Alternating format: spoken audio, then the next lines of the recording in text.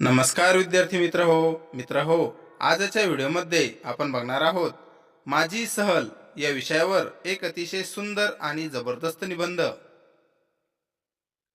माझी सहल पुस्तकातून जग पाहण्यापेक्षा सहलीतून जीवन अनुभवायला मिळते असे म्हटले जाते।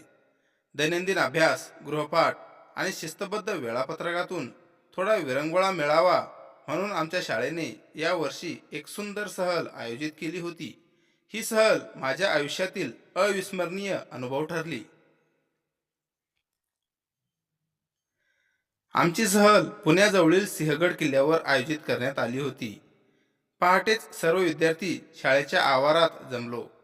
सर्वांच्या चेहऱ्यावर उत्साह ओसंडून वाहत होता।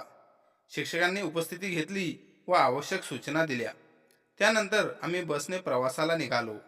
प्रवासादरम्यान गाणी, कोडी आणि गप्पांमुळे वेळ कसा गेला ते कळलेच नाही। किल्ल्याजवळ पोहोचताच निसर्गाचे सौंदर्य मन मोहून गेले। हिरवीगार डोंगररांग, थंडगार वारा आणि स्वच्छ वातावरण पाहून मन प्रसन्न झाले। किल्ल्यावर चढताना थोडा थकवा जाणवत होता, पण सोबतींचा आनंद आणि उत्साहामुळे थकवा जाणवला नाही। किल्ल्याच्या माथ्यावर पोहोचल्यावर दिसणारे दृश्य खूपच मनोहारी होते। शिक्षकांनी आम्हाला सिंहगडाचे ऐतिहासिक महत्त्व सांगितले। तानाजी मालुसरे यांचे पराक्रम ऐकताना अंगावर शहारे आले। आम्ही किल्ल्यावरील तोफ, दरवाजे आणि स्मारके पाहिली। त्यानंतर सर्वांनी मिळून घरून आणलेले डबे खाल्ले। मित्रांसोबत जेवण्याचा आनंद काही औरच होता।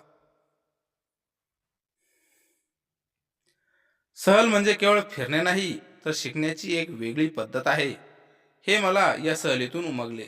निसर्गप्रेम, शिस्त, सहकार्य आणि इतिहासाची जाणीव यांचा सुंदर संगम या सहलीत अनुभवायला मिळाला।